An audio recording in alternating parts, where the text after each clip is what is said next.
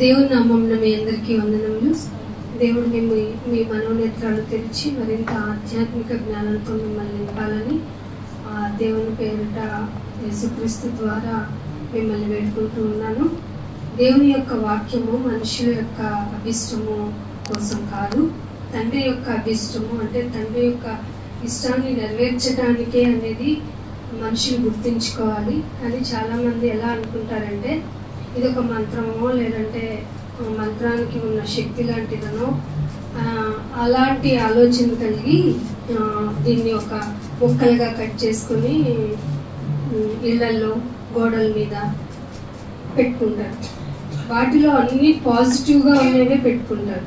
ఆయన నిన్ను అభివృద్ధి చేయను, ఆయన నిన్ను ఫలింప చేయను, నీ గిన్నె నిండి పొంగిపోతుంది, అలాంటి ఈక్వలెంట్ రిఫరెంటెడ్ వర్సెస్ని మాత్రమే మనం పెట్టుకోవడానికి ప్రయత్నం చేస్తూ ఉంటాం. ఎందుకంటే మనం ఎప్పుడు పాజిటివ్ మైండ్లో ఉండాలి అన్న ఆలోచనలో ఉంటాము, దాన్నే ఎక్స్పెక్ట్ చేస్తాం. కానీ రియాలిటీలో ఉంటే జీవితం ఎంత క్రిటికల్ బ్యాలెన్స్డ్గా వెళ్తుంది, క్రిటికల్గా ఉన్న బ్యాలెన్స్గా ఎలా వెళ్తుంది, దానికి కారకులు ఏం చేయాలి ఈలోపు అనేటువంటి నీ డ్యూటీస్ ఏంటి, నీ పని ఏంటి అనేది కూడా తెలిసిపోతుంది.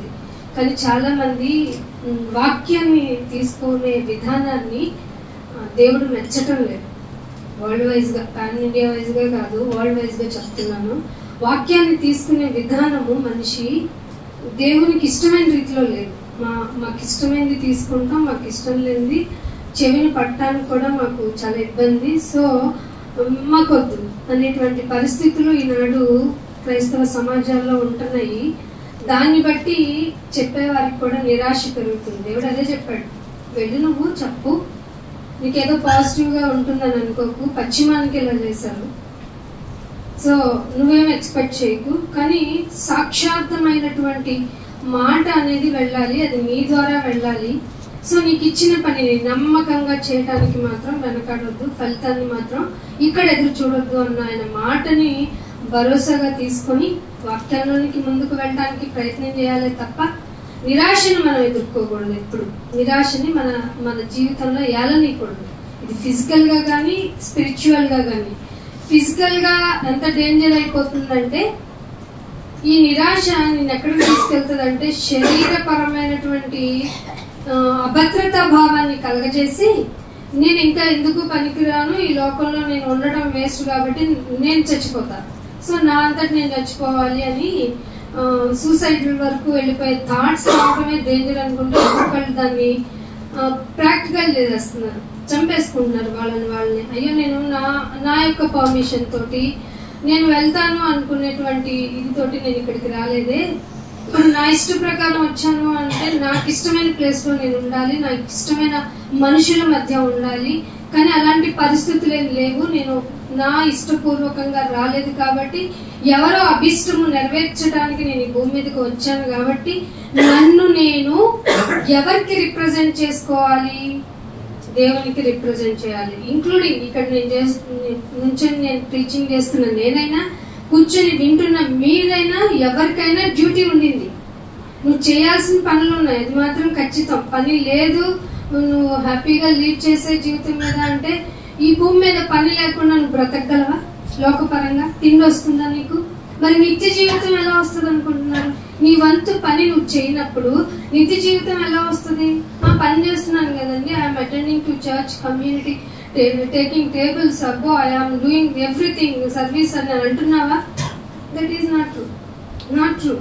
ఆయన చెప్పమన్నది, ఆయన చేయమన్నది కూడా ఇంక్లూడ్ అయ్యి ఉన్నది. ఇది ఇంకా చెప్పమన్న దాంతో చేయమన్న దాంతో ఇంక్లూడ్ అయి ఉన్నాయి, అంటే కలిపి ఉన్నాయి. అంటే అది ప్రతిరోజు చేయాలి, పైగా ఒక రోజు సరిపడని పని కాదు. ఈ రోజు చేశాను ఐఎమ్ హ్యాపీ అంటానికి లేదు. ఇది చూస్తే కష్టంగా ఉంది, ఈ భక్తి సాధన చాలా ఇబ్బందిగా ఉంది అంటే యూ విల్ ఫ్రీ. నీకు ఫుల్ గా ఈ స్వాతంత్ర్యము అన్నాడు. పాజిటివ్ గా వచ్చి నా దగ్గర ఉండి నా దగ్గర నేర్చుకుని నా నీతి ప్రకారం, నా యథార్థత ప్రకారం, నేను చెప్పిన వాక్య వర్సెస్ ప్రకారం కనుక నువ్వు ఉండకపోతే దట్ ఈస్ వెరీ డేంజర్. లేదు నేను ఇక్కడ ఉండను, బయటకు వెళ్ళిపోతానంటే నీకు శిక్ష కొద్దిగే. ఎందుకంటే నీకు ఇక్కడ వచ్చే కొద్దికి తెలివి, జ్ఞానము, సత్యముని గురించిన అవగాహన పెరగడానికి దేవుడు ఇక్కడ మాట్లాడుతూ ఉంటారు. సో నీకు కొన్ని విషయాలు ఉన్నవి కాకుండా ఇంకా రోజు రోజుకి పెరుగుతాయి. ఆ పెరుగుతున్నప్పుడు పెరిగింది, నీకు తెలిసింది, విన్నది, గైకొన్నది అనుసరించలేదనుకో, that is the punishment, increasing అన్నమాట. సో లోకంలో ఉండిపోవడం బెస్ట్ అంటున్నాడు. నువ్వు వెచ్చగాను లేవు, చల్లగాను లేవు, నులివెచ్చగా ఉన్నావు. ఇప్పుడున్న నీ పరిస్థితి నాకు చాలా అసహ్యంగా ఉంది అంటున్నాడు దేవుడు. సో మనల్ని మనం పరీక్షించుకోవడానికి దేవుడు ఇచ్చిన మరొక చక్కని అవకాశమే ఈ ఆదివారపు ఆరాధన అనేటువంటి పేరుతో మనం కూడుకొని మనల్ని మనం పరీక్షించుకుంటూ మనలో ఉన్న లోపాలు, చేదైన వేరులు, మనలో ఉన్నటువంటి అహంకారము, లేకపోతే గర్వాంధము, ఇవన్నీ కనిపించని చేదు వేరులు, ఇలాంటివేవో నాకు తెలియదు, నీకు తెలియదు, కానీ నీకు నీ గురించి తెలుసు. అవి వాటి కోసమే నిన్ను దేవుడు ఇక్కడికి బ్రతికించి, ఆయుష్నిచ్చి, ఆలోచననిచ్చి, నువ్వు వెళ్ళాలన్న ఆలోచన కూడా కలగజేసేది నేనే అన్నాడు ఆయన. సో అలాంటివన్నీ చేసి నేను ఇక్కడికి రప్పించాడు. కాబట్టి సమయాన్ని పోనీయకుండా, సమయము లోకంలో చాలా మంది చేతిలోకి వెళ్ళిపోతుంది. దేవుని యొక్క మాట చెప్పేవారి చేతిలో కాలాన్ని ఉండటం లేదు. సో మీరేం చేస్తారంటే ఇవ్వబడిన టైం ని ఆయన కొరకు, ఆయన ఇప్పుడు మీకు యాజ్ క్యాజువల్ కమ్యూనిటీ అసెంబ్లింగ్ అనిపిస్తుంది, అంటే క్యాజువల్ గా సమాజంగా కూడుకున్నా అని అనిపిస్తుంది. వన్ ఫైన్ డే, ఈ డే గురించి నువ్వు ఖచ్చితంగా ఆలోచిస్తావు, ఏడుస్తావు, పళ్ళు కొరుకుతావు, వాటర్ కావాలంటావు, ఈవెన్ నీకు వన్ ఆఫ్ ది డ్రాప్ అనేటువంటి వాటర్ కూడా ఇవ్వబడదు అనేటువంటి కండిషన్స్ లోనికి మనం వెళ్తాం కనుక జాగ్రత్త కలిగి వాక్యాన్ని వినటానికి చూడండి. యెషయా గ్రంథము 5వ అధ్యాయము, యెషయా గ్రంథము 5వ అధ్యాయము 20వ వచనం. కీడు మేలనియు మేలు కీడనియు చెప్పుకొని చీకటే వెలుగు, వెలుగు అంతా చీకటి అని ఎంచుకుంటున్నారు. ప్రజెంట్ మనుషుల యొక్క పరిస్థితి గురించి మాట్లాడుతూ దేవుడు ఎలా ఉందో చూసారా? ఏమనుకుంటున్నారు మనుషులు? చూసారా? కీడు జరగబోతుంది, మీరు మారాలి మారాలి అనే ప్రపంచానికి నా మాటని మీకు నేను వినిపింపజేస్తుంటే ఇదేమంత గొప్పది కాదు, ఇదేమంత మంచిది కాదు అని ప్రజానికం అనుకుంటున్నారు. అసలు మేలేంది చెప్తుంటే ఇది కీడు అంటున్నారు, కీడును చూసేమో మేలు అనుకుంటున్నారు. ఏ దేవుడే నీకు వెలుగు అంటే కాదు కాదు, ఇదంతా చీకటి, లోకపరమైంది, ఈ లోకంలో ఉన్నది, వీళ్ళని నమ్ముకున్న దేవుడు ఇలాగే మాట్లాడతారు అనుకుంటున్నారు. మీరు ఇలా అనుకుంటున్నారు కదా, అనుకుంటున్న మీకు శ్రమ. ఏ బైబిల్ వర్షెస్ లో చూసినా గానీ శ్రమ గురించి ఇంటరాక్షన్ ఎక్కువ ఉంటది. ఇతర ఏ గ్రంథాలు చూసినా శ్రమ అనే మాట చాలా చాలా మైన్యూట్, మేబీ కనిపించదేమో, చాలా మటుకు మన గ్రంథాలు ఇతర గ్రంథాలతో అంత టచ్ లేదు కానీ కొన్ని పాయింట్స్ తప్ప. ఈ దైవ గ్రంథము అని చెప్పటానికి మెయిన్ ఒక ఇన్సిడెంట్ ఏంటంటే, ఒక సిచ్యువేషనల్ థింకింగ్ ఏంటంటే శ్రమ. ఇది మనిషి భరించలేనిది. ఈ లోకంలో వస్తేనే నాకు బాబోయ్ నేను భరించలేను, నా వల్ల కాదు, నాకు ఏదైనా చేసి పెట్టండి అంటూ బయట వాళ్ళు ఎలాగైతే యాగాలు హోమాలు అనుకుంటూ చేస్తున్నారు, ఇక్కడికి వచ్చి క్రీస్తు రక్షకుడు. దేనికి రక్షకుడు? ఆత్మలకు రక్షకుడు. ఆత్మలకు రక్షకుడిని గురించి కూడా వచ్చి ఏమడుగుతావు? నేను నా శ్రమను భరించలేకపోతున్నా, నా వ్యాధిని భరించలేకపోతున్నా, నా వేదన భరించలేకపోతున్నా, నా లోటును భరించలేకపోతున్నా, ప్లీజ్ వీటి కొరకు ప్రేయర్ చేయండి అని ఇప్పుడు ఎక్కువగా ట్రెండ్ అవుతున్న ప్రాఫెసీ గాస్పెల్ మీద క్రైస్తవులు అన్నవారు కూడా డిపెండ్ అయిపోయారు అంటే పరిస్థితులు ఎక్కడికి చేజారిపోయినాయో ఆలోచించండి. శ్రమ అనేది దేవుడు చెప్పాడు, మేలుగానే ఎంచుకోండి, కీడుని కీడుగానే ఎంచుకోండి. నా మాట వినకపోతే మీకు తెలుసు కదా, ద్వితీయోపదేశ కాండంలో మొత్తం ఉంటాయి. వినకపోతే నేను ఎలా సఫర్ చేస్తాను అంటే చిన్న పెయిన్ తో మొదలెట్టాడు. ఇశ్రాయేలుకి తరపున యుద్ధం చేయడానికి ఆ రాజుకి నా పవర్ ఏంటో తెలుసా అని చెప్పడానికి పేనులు, కప్పల గురించి ఎందుకు, ఆ తెగుళ్ళు ఎందుకు వచ్చినాయి మీరు ఎప్పుడైనా గమనించుకున్నారా? ఆయన చెయ్యాలనుకుంటే తదాస్తు అంటే అయిపోవాలి కదా, యాజ్ ఆల్మైటీ గాడ్ పవర్స్ ప్రకారం పో అనగానే పోవాలి కదా ఫరో. కానీ నీకు పేళ్లు చూపించా, తేళ్లు చూపించా, కప్పలు చూపించా, చర్మ వ్యాధులు ఇచ్చా, చివరికి నీ తొలిచూలు పిల్లల్ని కూడా లాగేసిన నీ బుద్ధి మారలేదేంటి ఫరో అన్నాడా లేదా? అప్పుడేమన్నాడు, వెళ్ళండి మీరు వెళ్ళిపోండి అని చెప్పి ఇశ్రాయేలు వెనక సైన్యంతో రథాలతో వెనక తరుముకుంటూ వచ్చాడు. అంటే మీరు వెళ్ళండి, ఎంత దూరం వెళ్తారో నేను వచ్చి మిమ్మల్ని నాశనం చేస్తాను అన్నాడు. దేవుడు ఏం చేశాడు, నువ్వు మారవరా, నువ్వు మారవు. సో నేనేం చేస్తాను తెలుసా, మనుషులెవ్వరూ ఎక్స్పెక్ట్ చేయనిది, మనుషులకు సాధ్యం కానిది సముద్రాన్ని, ఎర్ర సముద్రాన్ని పాయలు చేయడం ఏంటండి? పాయలు ఎక్స్పెక్ట్ చేయగలమా? డివైడ్, వాటర్ని డివైడ్ చేయండి, చేయగలమా? ద పవర్ అసలు ఆ టైంలోనే ఫరోకి చూపించాడు. ఎంత పవర్ఫుల్ గాడండి. అసలు మన రోమాలు లిక్కపరుచుకోవాలండి. ఇక్కడ చదవగానే ఇదేమన్నా సాధ్యమా అనిపించింది ఫస్ట్ చదివినప్పుడు. ఇది ఎలా అవుతుంది? వాటర్ కి ఒక స్ట్రక్చరల్ ఒక గ్లాస్ లో పోస్తేనే దాని స్ట్రక్చర్ లో ఆగుతుంది. అలాంటిది ఓపెన్ గా ఉన్న సముద్రంలో ఎలా పాయలు తీస్తే వీళ్ళు వెళ్ళిపోయారు? ఇది కథ కదా, కల్పితం కదా అనిపించింది. నో, బైబిల్ ని చదువుకుంటూ చదువుకుంటూ చదువుకుంటూ పోతే నీకేమనిపిస్తుందో తెలుసా, నాయన అంత పవర్ఫుల్ గాడ్వి, భూమి ఇంత చిన్న చీమ, దానిలో నన్ను particle of the dust particle, nano particle, నేను నా గురించి ఆలోచించడానికి నువ్వు ఇంత క్రియేషన్ చేయాలా? నువ్వు అలసిపోయేంతగా శ్రమ పడాలా? శ్రమ దగ్గర నేను మొదలెట్టాను. నీవు అలసిపోయేంతగా శ్రమ పడిపోయావా? ఆయన ఇవంతా మంచిదని చూసి ఏమన్నాడట, విశ్రాంతిలోనికి వెళ్ళాడంట. అంతగా టైర్డ్ అయిపోయాడు. ఒక్కరోజు అమ్మ ఫుడ్ చేసి నా వల్ల కాదంటది, ఎన్ని చేతులు ఉన్నాయంటది, నాన్న అలాగే అంటారు, భర్త అలాగే ఉంటాడు, భార్య అలాగే అంటది. కానీ మన దేవుడు నిరంతరం ఇంతమంది కోటాను కోట్ల మంది ప్రజానికం వస్తుంటే ఎక్కడి నుండి ఫుడ్ వస్తుందండి? న్యాచురల్ గా ఎలా పంటలు పండేస్తున్నాయి. ఒక రైతు అలుగుతున్నాడు, నాకు పంటకి రేట్ రాలేదు కాబట్టి నేను ఇంకా పంటను వెయ్యను అని. మళ్ళీ అంటాం బాధపడిపోతున్నావు, కానీ ఫుడ్ ఈ రోజు దొరకకుండా పోలేదే. అప్పుడు గుర్తొచ్చింది, సింహపు పిల్లలైనా ఇది చాలునైనా నువ్వు నన్ను భూమి మీద బతికిస్తావన్నటానికి. ఎవరో అలిగి పంట అయిపోతే నన్ను పోషించే వాళ్ళు కాదేమో, బహుశా నువ్వే నా పోషకుడవు, నువ్వే. ఇంత క్యాపబిలిటీ కలిగిన దేవుడు చెప్తేనంట వీళ్ళు ఏమనుకున్నా, మేము వెళ్ళిపోతాం. మధ్యలోకి రాగానే ఏడ్చారంటే ఇశ్రాయేలు. ఎందుకు ప్రలాపించారని ఉంది. ఎందుకు అనుకున్నారు? దేవా ఎంత త్యాగాలు చేసావా, బంగాళదుంపలు అడిగితే ఇచ్చావా, దోసకాయలు అడిగితే పేరేళ్ళు ఇచ్చావా, మన్నాను ఇచ్చావా అని ఆడలేదట. ఒక్క రోజు వాటర్ దొరకలేదని అరణ్యంలో మమ్మల్ని వెనక్కి పంపించిన ఒక అధికారిని కూడా వాళ్ళు ఎన్నుకున్నారట.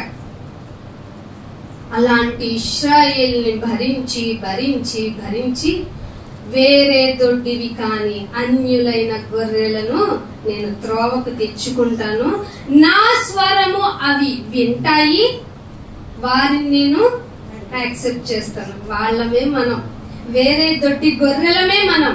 సో మనకి వచ్చిన ఈ భాగ్యవంతమైన ఈ క్యాపబిలిటీ ఎవరు ఇవ్వలేనటువంటి ఆ జీవాన్ని ఇచ్చిన ఆ జీవ ప్రదాతని మనం ఎంతగా హైక్ చేయగలమండి మన జీవితంలో? శక్తి లోపం లేకుండా చేయాలి. అర్థమవుతుందా మీకు? శక్తి లోపం ఉంది అనుకోకుండా ఆయన హైలైట్ చేస్తూ చేస్తూ నీ జీవితం అరగాలి, కరగాలి, కరిగిపోయి పోవాలి. అప్పుడే జీవకిరీటం. ఇవన్నీ లేకుండా బాబోయ్ కీడా ఏదైనా మంచికి అనేది వాడుక భాష. దేవుడు ఏమన్నాడు? మేలేరా, కీడు కీడేరా. కానీ నువ్వు ఆపోజిట్ వయసు వస్తా అనుకుంటున్నా, చూసావా, నీకు శ్రమ. కాబట్టి మన జీవితాలు ఎలా ఉండాలి అనేది మనం జాగ్రత్తగా పరిశీలించుకోవాలి. లాస్ట్ డేస్ లో మామూలుగా ఇప్పుడు ఎక్కువ మంది దేవుని గురించి మాట్లాడుతూ ఒక మాట అంటూ ఉంటారు. ఈ ఒక మాట ఏంటంటే వాళ్ళు అన్నని మాటలేమో మన దేవుని గురించి, మన దేవుని ఇన్ ది సెన్స్ జీవము గల దేవుని గురించి అన్నని మాటలేంటి? మరి వీటన్నిటి గురించి మీకేం మనసులో అనిపించలేదా? దేవుడేం రాయించలేదా? ఒక మాట ప్రకటన గ్రంథము 13వ అధ్యాయము 7వ వచనం 5వ వచనం చదవండి. ప్రకటన గ్రంథము 13వ అధ్యాయము 5వ వచనం. దంభపు మాటలు.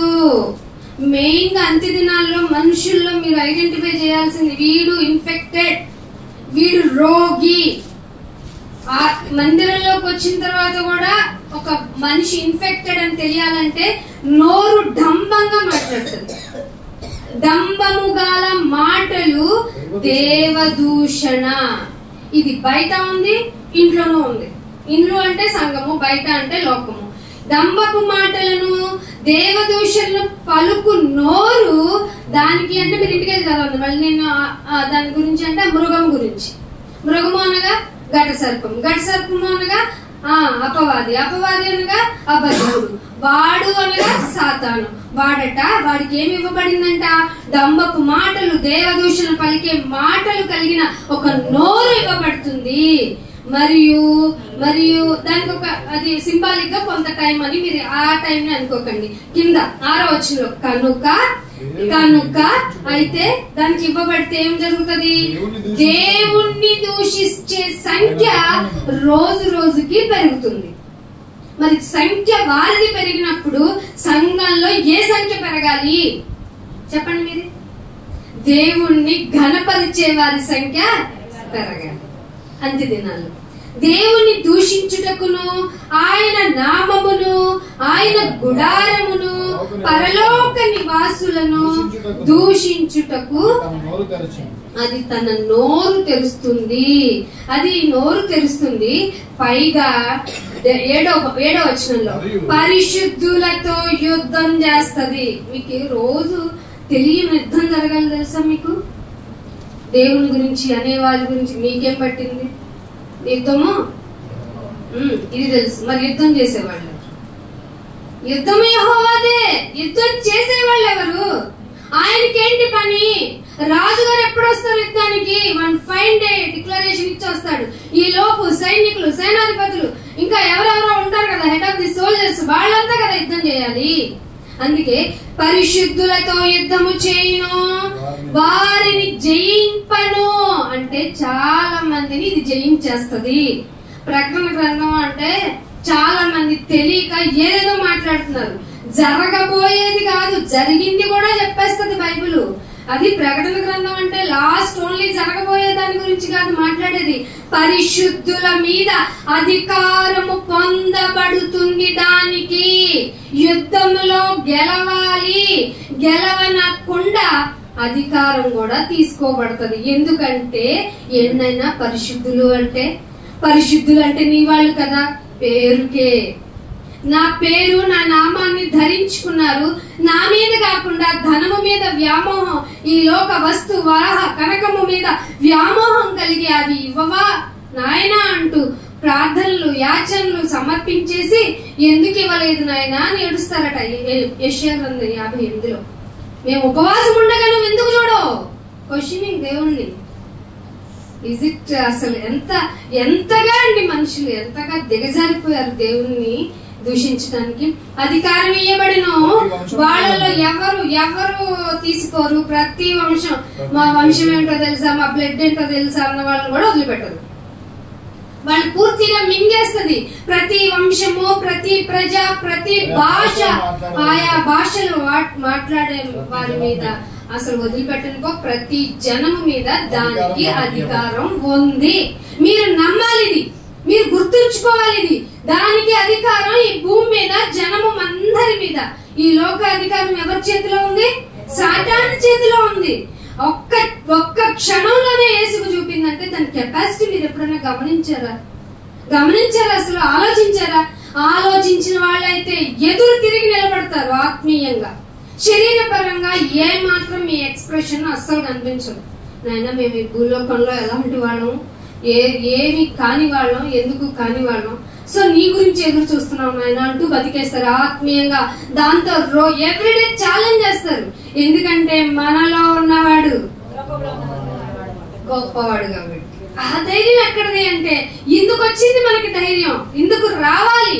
కానీ చాలా మంది ఈ లోకపరంగా ఏమన్నా దెయ్యాలు ఉన్నాయి, ఆ దెయ్యాలు మనల్ని పట్టి పీడించి నాశనం చేసేస్తున్నాయి, సో ఆ దెయ్యాలు వదిలించడానికి మేమున్నామంటూ అబద్ధ బోధకులు బయలుదేరారు. వాళ్ళు బయలుదేరినప్పుడు సంఘంలో నీతి ప్రబోధకులు బయలుదేరాలా లేదా? బయలుదేరాలి కదా. మరి ఇవన్నీ ఆలోచించకుండా మీకు మీరే చేస్తున్నది భక్తి అనుకుంటే దేవుడు ఒప్పుకోడు. ఇంకొక మాట చూపిస్తాను. ఇదే ప్రకటన గ్రంథంలో 13వ వచనంలో కూడా చూడండి, 7వ వచనం వరకు చదివారు కదా. ఇదే ప్రకటన గ్రంథము. ఆది ఆకాశము నుండి భూమికి మనుషుల ఎదుట అది ఆకాశము నుండి భూమికి మనుషుల ఎదుట అగ్ని దిగి వచ్చినట్లు దిగి. అమ్మ ఏం చెప్తున్నావులే, ఎన్ని సూచక్రియలు జరుగుతున్నాయి తెలుసా, చెప్పొచ్చావులే, ఇంత లేవు నువ్వు. మా స్పిరిచువల్ ఎక్స్పీరియన్స్ ముందు నువ్వు ఎంత అంటావా అంటే నీకు 0 అంటాను నేను. ఇలా చెప్పే వాళ్ళకి బైబిల్ ఎప్పుడు చదవలేదా నాయన? సాతానే, మీకు దశలోనిక సంఘానికి కూడా పౌలు గారు చెప్పారు, సాతాను తానే ఒక గొప్ప సూచక్రియలు చేసేస్తుంది, జరిగినట్టు మెరాకిల్ చేసేస్తుంది అంటే. ప్రకటన గ్రంథంలో కూడా యోహాన్ గారు ఏం చెప్తున్నారు? ఆకాశము నుండి. ఎక్కడ ఉంది దాని నివాసం? ఎక్కడ?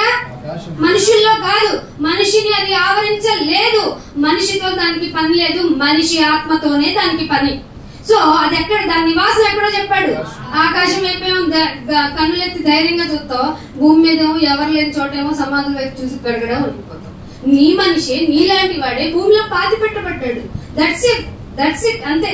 కానీ ఆకాశము నుండి భూమికి మనుషుల ఎదుటికి అగ్ని దిగి వచ్చినట్లు. ఎవరు చూసారు అగ్ని దిగి వచ్చినట్టు? చూస్తుంది ఎవరు? ఇదిగో సాతాను. ఎవరు చూసారు? అగ్ని వలె మీ వద్దకు వచ్చినది నేను చూసాను అని యేసుప్రభు గారు అన్నారా? యేసుప్రభు గారు అంటే బాబు మేము కూడా దెయ్యాలను వదిలిపెట్టేస్తా అంటే ఆకాశం నుండి అగ్ని దిగినట్టు సాతాను దిగుట నేను చూచాను, మిమ్మల్ని గోధుమలు జల్లించినట్టు జల్లించేతది నాయన. మీకోసం నేను చాలా ప్రేయర్ చేస్తున్నాను, నేను చాలా సఫర్ అవుతున్నాను, చాలా టెన్షన్ పడుతున్నాను.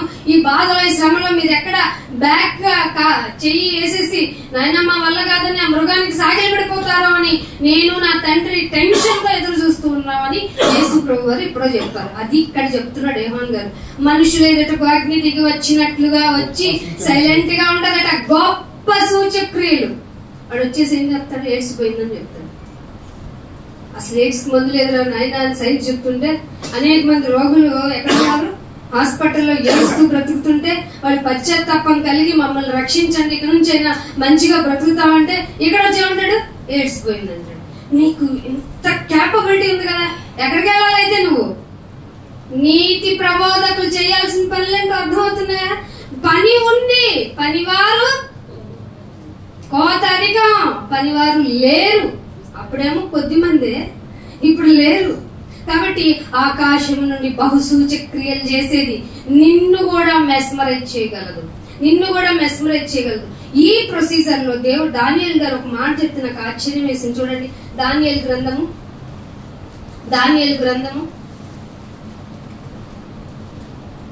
12వ అధ్యాయము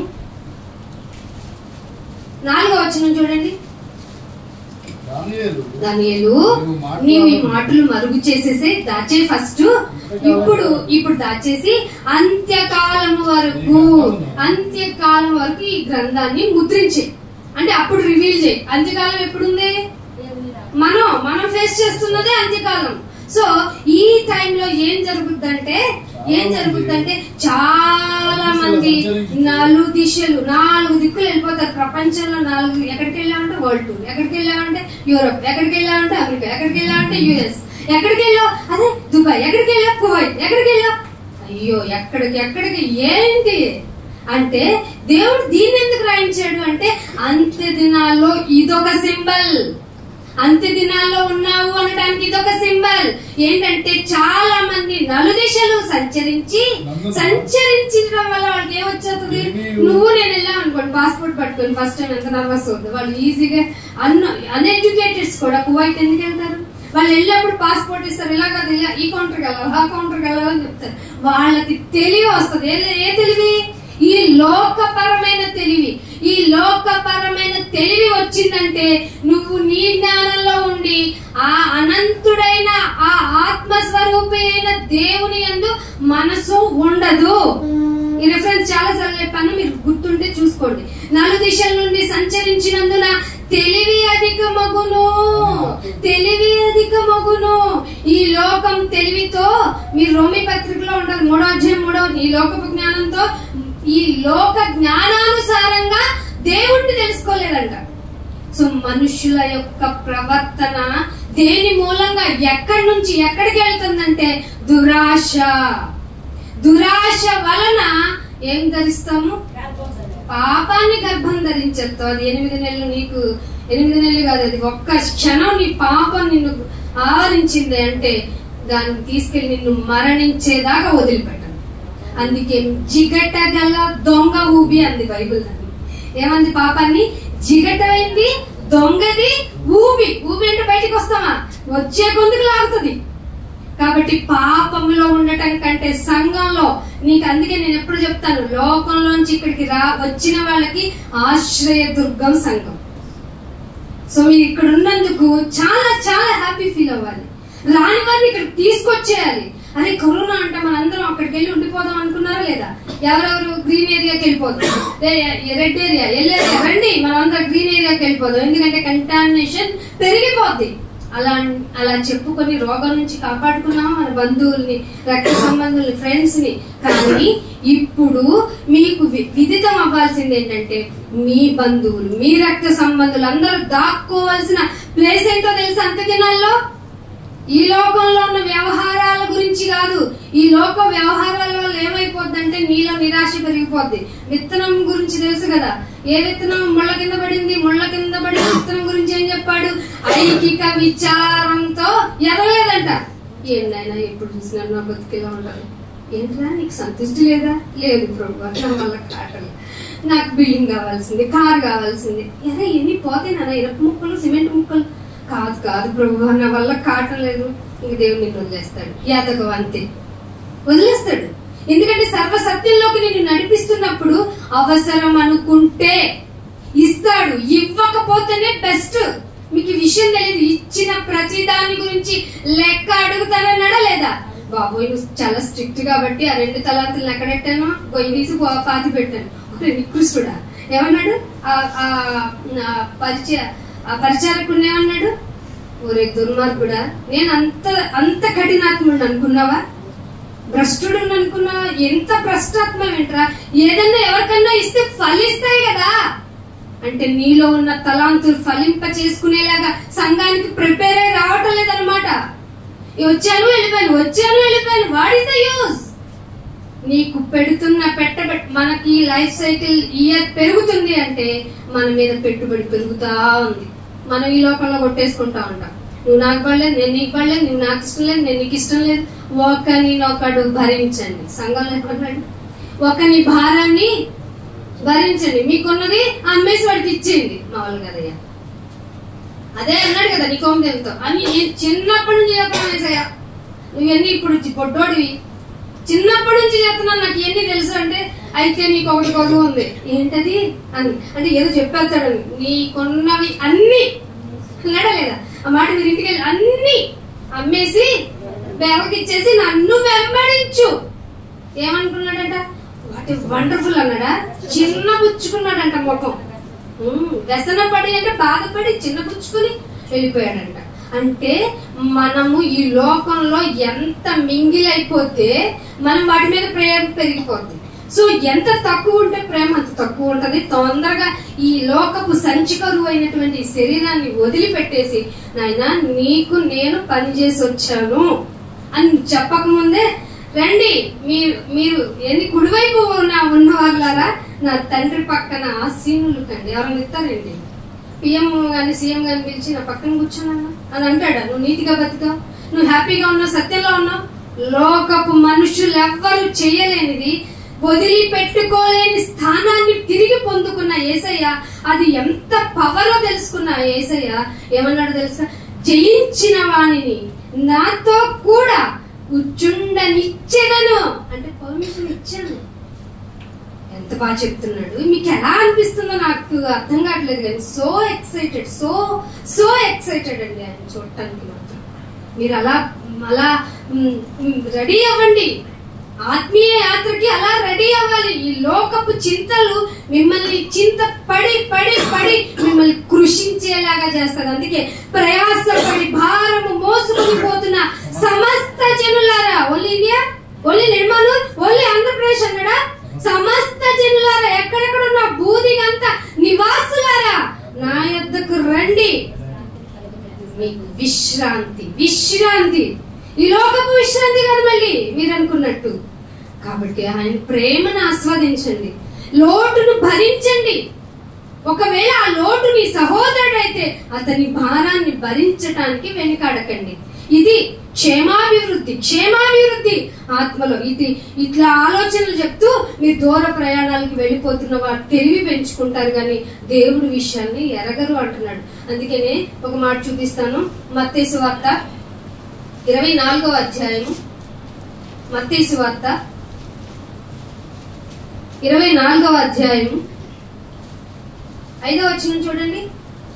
అనేకులు నా పేరిట వచ్చి మెయిన్ అంత్య దినాల్లో నిందాక విన్నాం కదా. సెకండ్ సింబాలిక్ ఏంటట, అనేకులు వచ్చేస్తారంట. కొరియాలో ఒక గోల మొదలవుతుంది. అమ్మ తల్లి కూడా ఉంది, అయ్యేలాగా ఉన్నాడు కాబట్టి అమ్మలాగా ఉంది.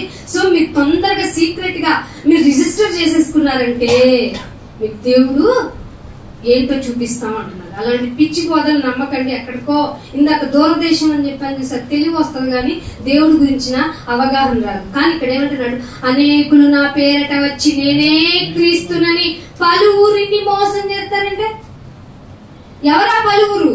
సంఘంలో ఉన్న పలువురు. క్రీస్తు ఎవరికి విదితం? మనకే కదా విదితం. అప్పుడు ఏం జరుగుతుంది? మరియు అప్పుడేమవుతుంది? యుద్ధం గురించి వింటావు, యుద్ధ సమాచారం వింటావు. ఎప్పుడు ఈయన నీకు చూడడంలే బాగుంటుంది అనుకునే భారత్ పాకిస్తాన్ యుద్ధం కూడా చూసేసాం మన కర్మగాలి. యుద్ధములు, యుద్ధ సమాచారాలు గూర్చి వింటారు, వినబోతారు. మీరు ఈ టైంలో ఏంటనే యుద్ధం అంట, మన కాస్ట్ పెరిగిపోద్దంట, మేమేమో ఇప్పటికే అన్ని ధరలు పెరిగిపోయినాయి, సామాన్యుడి జీవితం అటకెక్కిపోయింది, ఎంత సంపాదించినా ఏం మిగలంటుంది అని కలవర పడుతుంటే నో కలవర పడకుండా చూసుకుని ఎక్కడికి వస్తే జరుగుతుంది. ఇది కలవర పడకుండా చూసుకునేది ఇంట్లో ఉంటే వచ్చిద్దా? కాదు, సంఘంలోకి రావాలి. మరి ఒక్కదాన్ని వచ్చు కలవర పడుతున్నారు. ఇంట్లో లేరా? వీధిలో లేరా? అయితే వీధిలో ఉంటే వీధి సువార్త చేయాలి, ఇంట్లో ఉంటే ఇంట్లో సువార్త చేయాలి. లేదంటే గ్రామం మొత్తం కనిపించేలాగా ఒక వీధి సువార్త ఓపెన్ మీటింగ్ చేసి చెప్పాలి. కలవర పడకూడదు. సాతాను కలిగించే ప్రేరణది. అందుకే అంటున్నాడు కలవర పడకుండా చూసుకోండి, ఇవన్నీ జరగాలి గాని ఆయన. మరి ఇంకేం జరుగుతాయి అంటే జనము మీదకి జనం. జనం మీద కంటే ఆ జనం ఎవరు? మనుషుల మీదకి మనుషులనే కదా. ఒక జనాంగం వెళ్ళిపోయి ఏంటో మీరు మా మీద ఆధిపత్యం చేసేది. ఒక జనాంగం వెళ్ళిపోయి మీరేంటి ఇన్నాళ్ళు మా మీద ఆధిపత్యం చేశారు, సో మేము మిమ్మల్ని కొట్టేస్తామంటూ జనం మీద ఎక్కడ చూసినా గోల గొడవ. ఏ రోజు పేపర్లో న్యూస్లో రాందేంటండి చెప్పండి? వీళ్ళని కొట్టుకున్నారు, వాళ్ళు కొట్టారు, వీళ్ళు తలకాయలు పెరిగినాయి, వాళ్ళు కాళ్ళు చేతులు ఇరిగినాయి. అయ్యో ఈ వీళ్ళ కోసం వీళ్ళు. ఇది విని విని విని విసుగు పుడుతుంది. అందుకే అంటున్నాడు జనము మీదకి జనం, రాజ్యం మీదకి రాజ్యం లేచేస్తాయి, కరువులు వస్తాయి. ఇప్పటికే కరువు ప్రాంతం మీకు తెలియదు, ఆంధ్ర కూడా కరువు లిస్ట్ లో ఉంది. ఫుడ్ దొరకట్లేదు చాలా మందికి. మీకు దొరికిందేమో కూర లేదు, ఉప్పు లేదు, మాంసం లేదు, నిసులు పడైంది. దీని గురించి కూడా లెక్కలు ఉంటాయి. అందుకని కరువులు, భూకంపాలు కలుగుతాయి. ఇవి వేదనలకు బాబు ఎంత ఎదుర్కొంటున్నావు? ఇది వేదనలకు ప్రారంభమా అంటే ఇక్కడ మొదలెట్టారు 7 ఏళ్ల శ్రమల కాలం. ఎక్కడ చూపించండి అంటే మాకు తెలుసు అంటారు, మాకు దేవుడు బయలుపరిచాడు. వేదనలకు ప్రారంభం. ఇదంతా ఒక ప్రాబ్లం అయితే ఇదిగో ఇన్ని వేదనలు, ఇన్ని బాధలు, ఇన్ని యుద్ధాలు, ఇంత బాధలు భరిస్తున్నాము, అయినా మేము దేవుని వైపే చూస్తాము. కొండల వైపు చూసి కనులెత్తి రక్షణ ఎక్కడి నుండి అని ఎతకము. మీ యెహోవా యందే రక్షణ కలదు అని మేము చూస్తున్నాం. మాకు ఎక్కడి నుంచి మనకి ఏం ఎదురవుతాయంట? 9వ వచనంలో అనేకులు ఈ జనులు మిమ్మును శ్రమలు పాలు చేస్తారు. ఏం చెప్తారు మీరు? ఏం చెప్తారు? ఎవరు ఆలోచించేది ఎవరు? ఏం చెప్తారు మీరు? ఎందుకు మీకు మీదేదో మీ ఇంట్లో చెప్పుకోండి, మీ గోళేదో మీరు చేసుకోండి. సిగరెట్ తాగరాదని బోర్డు మీద ఎందుకు రాసావో, మద్యం తాగడం హానికరం అని ఎందుకు రాసావో, అంతకంటే ఇంపార్టెంట్ దేవుడి మాట ప్రకటించడం. అలాంటి వారిని పట్టుకొని జనులు మిమ్మల్ని శ్రమలు పాలు చేస్తారు.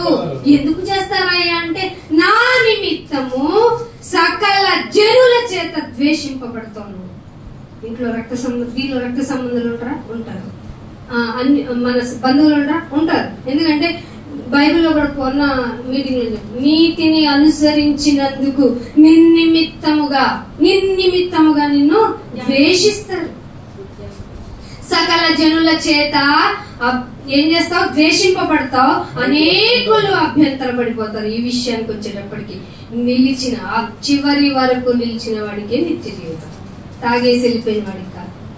ఏ తాగుతావు? ఇక్కడికి వచ్చి ఆయన రక్తము అనుకుని తాగేస్తావే, ఆయన రొట్టె మాంసము అనుకుని తినేస్తావే. ఇక్కడ వరకు రానైనా వస్తే ఇంకేముందో తెలుస్తుంది.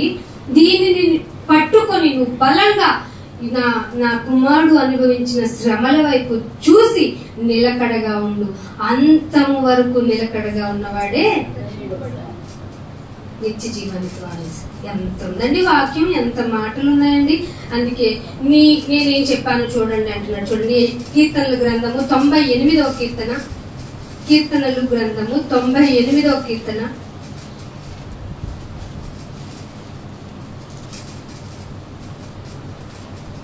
2వ వచనం చూడండి.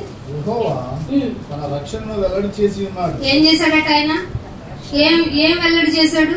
ఇదిగో నీకు ఒక నూతన క్రియం చేస్తున్నాను, మళ్ళీ నీకు ఇది ఒక బేబీ పుట్టేస్తుంది, లేకపోతే నెక్స్ట్ నువ్వు యుఎస్ వెళ్ళిపోతావు. ఇలాంటివి కాకుండా నిజ దేవుడు ఇచ్చిన డిక్లరేషన్ చూడండి ఏముందో. ఇదిగో ఆయన ఉన్నవాడైన దేవుడు తన రక్షణ నేను చేయగలను, నాకు మాత్రమే సాధ్యమైందేంటో అది నీకు వెల్లడి చేశాను. అదే రక్షణ. మనుషులందరూ పాపం చేసి దేవుడు అనుగ్రహించు మహిమను పొందలేకపోయాం. ఆ మహిమను పొందటమే, తిరిగి తన కుమారుని ద్వారా పొందటమే ఆయన కలగజేసిన రక్షణ. ఇది ప్రతి ఒక్కరికి చెప్పి తీరాలి. ఈ రక్షణ ఎవరి యొద్దకు చెప్పాడంట? అన్యజనుల ఎదుట. ఇదిరా నీతంటే అని అన్యజనుల ఎదుట నేను చెప్పాను. నీతిది రక్షణ పొందడం అనేది నీతి. ఇది అన్యజనులైన అందరికీ నేను వెల్లడి చేసేసాను. నువ్వేం చేయాలి అంటే రక్షణ పొందాల్సిందే. అందుకనే యెషయా గ్రంథము 48వ అధ్యాయము, యెషయా గ్రంథము 48వ అధ్యాయము 1వ వచనం చూడండి. యాకోబు వంశస్థులైన ఇశ్రాయేలు అను పేరు కలిగిన వారులారా, యోధా జన్మలో నుండి బయలుదేరి వచ్చిన వారై యెహోవా నామము తోడని ప్రమాణము చేయుచు ఇశ్రాయేలు దేవుని నామమును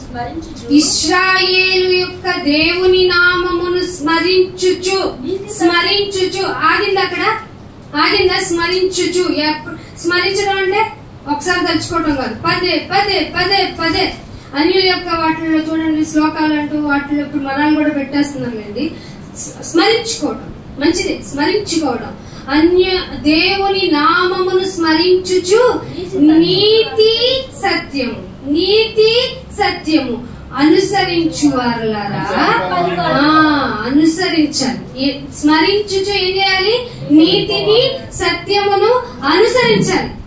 కానీ మనుషులు ఏం చేస్తున్నారంటే, ఇదే ధాన్యంలో 5వ వచనంలో ఏమంటాడు చూడండి. 5వ వచనంలో, నా విగ్రహమే ఈ కార్యములన్నీ చేసింది. నీ విగ్రహం ఏంటి? ఈ డబ్బు. బైబిల్ కింద పడితే పట్టించుకోం గాని, రూపాయి కింద పడితే కళ్ళకద్దుకొని నా విగ్రహమే ఈ కార్యములన్నీ జరిగించనని నేను చెప్పుకున్న నా వర్క్ స్టైలే, ప్రతిమ, నన్ను నేను చెప్పుకున్నాను.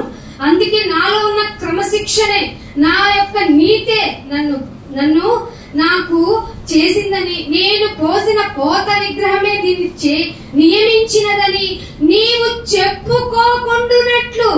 98:1 ఎందుకు చెప్పావు ఆయన? పూర్వమునందే నీతిని అన్యజనుల్లో కూడా ఎందుకు వెల్లడి చేసావా అంటే, నువ్వు నాకు ఇవన్నీ చేసింది ఏదో ఒకటి పోత పోసింది, లేదంటే నా కష్టమే, నన్ను నేను చెక్కుకోవడం వల్లే, నా క్రమశిక్షణనే ఆ విగ్రహం ఉంది చూసావు, దాని వల్ల అని చెప్పుకోకుండా ఉండునట్లు పూర్వకాలమునే నేను సమాచారం ఇచ్చేసా.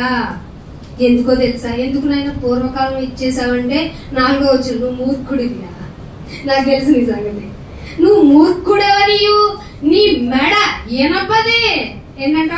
ఎంత మెత్తదో, ఈ ఇనుప మీద దీని మీద కొడితే చస్తారు కదా, కానీ నీ బుద్ధి అంటే ఈ మెడ ఎత్తడిది అని ఇనుప నరమనియో నుదురు మీద కొట్టిన పోతాం అనుకున్నామే, కానీ నీ నుదురుకున్న లక్షణం ఏంటో తెలుసా? నీ నుదురు ఎత్తడిదని నేను ఎరిగి పూర్వకాలం అందే నీకు చెప్పేశాను. నువ్వు ఏది చూసుకొని భ్రమపడి అంతా నాదే, నా విగ్రహం అనుకుంటూ భ్రమపడతావో అందుకు ముందుగానే నా నీతిని, నా రక్షణను నీకు వెల్లడి చేసేసాను. ఇప్పుడు చెప్పండి, ఎంత వాల్యుబుల్ అండి మనం రక్షింపబడతాం. చెప్పాలా లేదా? అన్యుల దగ్గరికి చాలా అత్యవసరం. 108 నేను ఎప్పుడైనా చెప్తా, 108 అయినా ఆలస్యమైనా పర్లేదేమో గాని ఈ వార్త మాత్రం వెల్లడి అవ్వకుండా ఉండనే కూడదు. మనలో ఊపిరి ఉన్నంత వరకు, నువ్వు చచ్చేంత వరకు ఆయన నీతిని, ఆయన సత్యమును నీ నోటి ద్వారా వెల్లడవ్వాలి, వ్యాపించాలి. అందుకే ఒక మాట చూపిస్తాను చూడండి. 2 తిమోతేయుకి రాసిన పత్రిక 3వ అధ్యాయము 3వ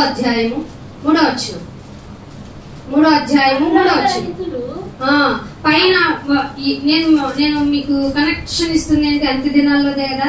అంత్య దినాల్లో అంట ఎలా ఉంటారు మనుషులు అంటే, ఏ కాలం అంటే అది అపాయము వచ్చును. అపాయము అంటే వెరీ డేంజర్ బెల్స్ అనే కదండి. నేను సుఖంగా ఉన్నాను, నాకు ఏ శ్రమ రావట్లేదు, నేను ఆరోగ్యంగా ఉన్నా, నాకు శ్రమ లేదు, బాధలు లేదు అంటే నువ్వెక్కడో లోకానికి కాంప్రమైజ్ అయిపోయావని అర్థం. ఆయన శ్రమలున్నా నేను వెరీ హ్యాపీగా ఉన్నాను, నేను అసలు పట్టించుకోవట్లేదు, అది రోగమైనా, వ్యాధైనా, బాధ అయినా ఐ డోంట్ కేర్, బికాస్ నా పక్కన, నా వెనక, నా ముందు నన్ను ఆవరించింది నా దేవాది దేవుడు. ఆయన నన్ను చూసుకుంటాడు. ఒక దూతకు నన్ను అప్పగించేసుకున్నాడు. పాదానికి కూడా రాయి తగలనివ్వడు ఆయన కదండి.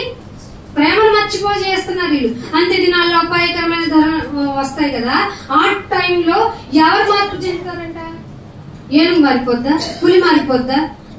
పులి ఎప్పుడు మాంసమే తింటది, ఏనుగు ఎప్పుడు శాకాహారమే. మొన్న ఈ మధ్య అంటే ఏనుగు అంట ఒక బనానా చెట్లలోకి వెళ్ళిందంట. అన్ని దాదాపు ఒక 40-50 చెట్లు ఉన్నాయంట. అన్నింటిని పడగొట్టిందంట, దానికి కావాల్సింది తిందంట.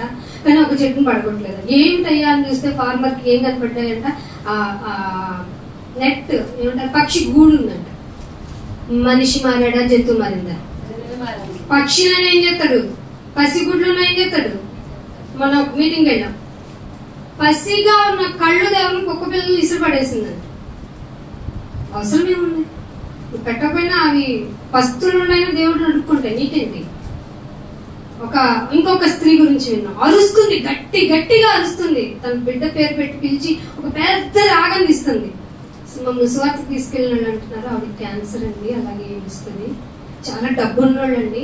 చిన్న కొడుకేమో డబ్బు మొత్తం ఏదో అంటారు కదా, దేనికో పెట్టేశాడంట, పందాల్లో పెట్టేశాడంట. పెద్ద కుమారుడికేమో తెలివి ఉండదంట. ఆ బిడ్డేమో మా దగ్గర ఫుడ్ కోసం వచ్చాడంటే ఎవరు లేరంట. క్యాన్సర్ అంట. ఆవిడకి బహు ఆస్తిపరురాలంట. అంత్య దినముల్లో మనుషులు స్వార్థం. నేను తింటే చాలు, నాకుంటే చాలు, నేను నడకుండా ఉంటే చాలు. ఎక్కడుంది ఇది? సంఘంలోకి వచ్చింది. ఇది ప్రాబ్లం. అందుకే మాట్లాడుకోవాల్సి వస్తుంది. స్వార్థ ప్రియులు, ధనం మీద అపేక్ష, మామూలు అపేక్ష, మీ సమస్తమైన కీడులకు మూలం ఉంది ధనాపేక్షలు, పెంకం. నోరు తెరిస్తే అబద్ధాలు. ఎవరి లక్షణం ఇది? ఆదిమ తండ్రి అబద్ధికుడు, వాళ్ళ లక్షణం. మీరు మీ తండ్రి యొక్క అపవాది సంబంధులు. ఈ అబద్ధాలు ఆడే వాళ్ళంతా పెంకంలో వాడేవారు. అహంకారం మాట్లాడితే వాళ్ళని కదిలిస్తే భయమవుతుంది. వాళ్ళ నోటి నుండి ఎలాంటి మాట వస్తుందో. అహంకారులు, దోషకులు, తల్లిదండ్రులకు అవిధేయులు. దీని గురించి ఎన్ని చాప్టర్లు ఎన్ని రోజులు చెప్పినా ఇంకా వేస్ట్. కృతజ్ఞత లేని అపవిత్రులు. అస్సలు కృతజ్ఞత ఉండదండి. ఇలాంటి లక్షణాలన్నీ మీకు ఎందుకు చెప్పాడు? ఇవి జరుగుతాయి, మనుషుల వల్లే జరుగుతాయి. నువ్వు భంగపడమాకు, కలవరపడమాకు. ఇంకేం చెప్పాడు? అనురాగం ఉండదు. ఇక తల్లి ఉండదు, తండ్రి ఉండదు, భార్య ఉండదు, భర్త ఉండదు, ఏమి ఉండదు. సూట్ కేసులు చంపేయడం, సూట్ కేసులు వేసేయడం, కుక్కర్లో ఉడికించేయడం, పడేయడం. చిన్న పిల్ల ఒక లెస్బేనియన్ ఫ్యామిలీగా తమిళనాడులో చెప్తున్నాడు. ఇంటి పక్కన ఉన్న 2 ఆడవాళ్ళ వాళ్ళ శరీర కోరిక కోసం ఒక 4 నెలల బిడ్డను చంపేశారంట, గొంతు నులిమి. అనురాగం ఉన్నట్ట. ఇవి బయటికి వచ్చేవే, రానివి నీలో 4 చేదు మూరలైతే ఇవి బయటికి వచ్చేసరికి నువ్వు ఎంత, నీ ఫ్రూటనింగ్ ఏముంటది? అనురాగ రహితులు, అతిగా ద్వేషించడం. చిన్నదానికి కారు గీరుకుందని వెంటనే చంపేస్తాడా? పోతే మళ్ళీ వేసుకోవచ్చా లేదా కారుకి? అదే ఉందండి, ఆఫ్టర్ మన ప్రొటెక్షన్ కోసం కదా. అతి ద్వేషులు, అపవాదకులు, అజితేంద్రియులు అంటే అతిగా కావాలనుకునే వాళ్ళంట, అది లేదంటే అతిగా ద్వేషించే వాళ్ళంట. అజితేంద్రియులు, క్రూరులు, సజ్జన ద్వేషులు, ఇది మరీ డేంజర్. మంచోళ్ళని ద్వేషించడం, ఇవన్నీ లక్షణాలు ఏ ఒక్కరు, ఇంకా చాలా ఉన్నాయి. ద్రోహులంట, మూర్ఖులంట, గర్వాంగులంట, దేవుని కంటే అమ్మ గుడికే వెళ్తామని పడుకుందాం అనుకునేవాళ్ళు, దేవుని కంటే సుఖానుభవమును ఎక్కువగా ప్రేమించే వారి సంఖ్య అంత్య దినాల్లో అపాయకరమైన పరిస్థితులు కలగజేసే ఈ లక్షణాలు ఉన్న మనుషుల వల్ల మనకు డేంజర్ అవ్వచ్చు. అయినా కలవరపడవద్దు, దేవుని కొరకు బ్రతికి చూపించండి. అది గలతీయులకు రాసిన పత్రిక 6వ అధ్యాయము, లాస్ట్ వచనం చూపిస్తాను. గలతీయులకు రాసిన పత్రిక 6వ అధ్యాయము 9వ వచనం. ఇంత జరుగుతుందిగా, విసుగొచ్చేస్తుంది. ఇంక ముగించేసి మనం ఇంటికి వెళ్ళిపోవడం బెస్ట్. ఎందుకంటే దేవుడు ఏం చెప్పినా ఏం చేసినా ఆయన చేతిలో ఉంది, ఆయన చేతిలో అనగటానికి కాదు, నీ ద్వారా నీ నోటితో వెళ్ళాలి. అందుకే ఏం చెప్పాడు? నేను మేలు చేయుటయందు విసకమాకండి, విసుగు తెచ్చుకోమాకండి. ఏంటమ్మా పొద్దున మధ్యాహ్నం సాయంత్రం పాస్టర్ గారు వదిలిపెట్టరండి, మీకు ఇష్టం, మీరంటే దేవుడికి ఇష్టం.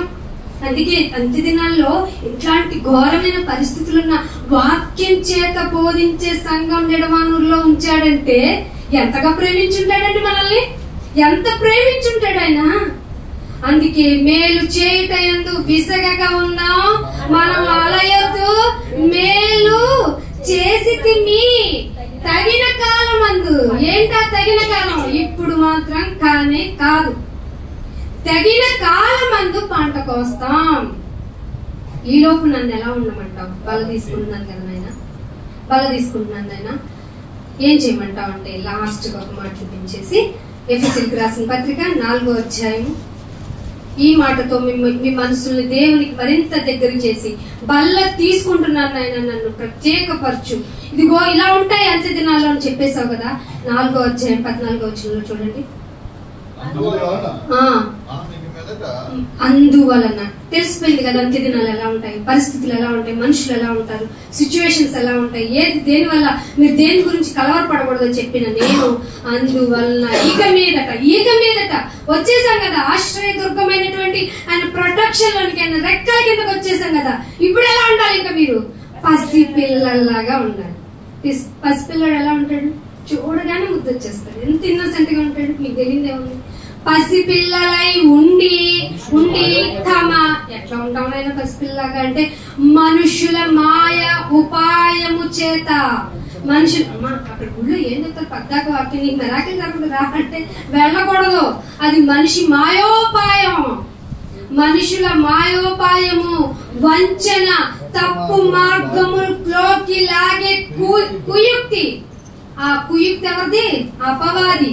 అపవాదితోనూ కుయుక్తితోనూ గాలి కొట్టుకుపోయినట్టు కొట్టుకోమాకండి. వాక్యం చెప్పేస్తారు రండి అని, ఆసక్తి విషయంలో మందులోకుండా రండి. గాలికి కొట్టుకుపోనట్లు కల్పింపబడిన ప్రతి ఉపదేశము అన్నాడు. కల్పింపబడే ప్రతి ఉపదేశాలు అంత్య దినాల్లో అబద్ధ ప్రవక్తల చేత వస్తాయి. సో బల్ల తీసుకుంటున్న నీవు అది మంచిదా కాదా? మంచి ఉపదేశమా లేకపోతే మాయోపదేశమా? కుయుక్తి ఉందా, ఏముంది అని తెలుసుకొని పరిగెత్తుకుని రండి. ఇంకా 16వ వచనంలో 24వ వచనంలో అంటాడు, 24వ వచనంలో చూడండి. నీతియు యథార్థత భక్తి గలవారమై దేవుని పోలికగా సృష్టింపబడి. ఇది దేవుని పోలిక అంటే నవీన స్వభావం. మరి ప్రాచీన స్వభావం అంటే 22లో ఉండి చదువుకోండి, మీకు తెలుసు. అది ఏం చేసిందో దాన్ని తప్పించుకుని ఇక్కడికి వచ్చిన మనం ఎంత భాగ్యులమో మనకు తెలుసు. కాబట్టి 24లో నీతి యథార్థత అనేది దేవుని పోలిక, ఇది నూతన స్వభావం. ఈ స్వభావం ప్రతిరోజు నూతన పరచుకోవాలి, రూపాంతరము చెందాలి. మాట ఎక్కడ విన్నారు మీరు? ప్రతి దినము రిపిటేషన్ మనలో జరగకపోతే నిత్య జీవానికి వారసులు కాలేము. అందుకే ఈ టేబుల్ యొక్క విధానాన్ని అపోస్తుల ద్వారా దేవుడు మనకి ప్రవేశింపజేశాడు. అందుకే నేను పొందిన దాన్ని దేవుని వల్ల పొందాను. సో మీరేం చేస్తారంటే మిమ్మల్ని మీరు విమర్శించుకోండి, అప్పుడు తీర్పులోకి పోము. సో ఇది ధన్యత మీకు అందరికి దేవుడు దయచేయాలని కోరుకుంటూ ఇంతటితో నా మాటలు ముగిస్తున్నాను. రియలైజ్ అయ్యాము, మేము కమిట్ అయ్యాము, దేవుని కొరకే బ్రతుకుతామన్న వారు మీ తలలు పైకెత్తి ఆయన మీద భారము కలిగి ప్రార్థన చేసుకోండి. తండ్రి మీకు ఎంత వందనాలు, స్తోత్రాలు.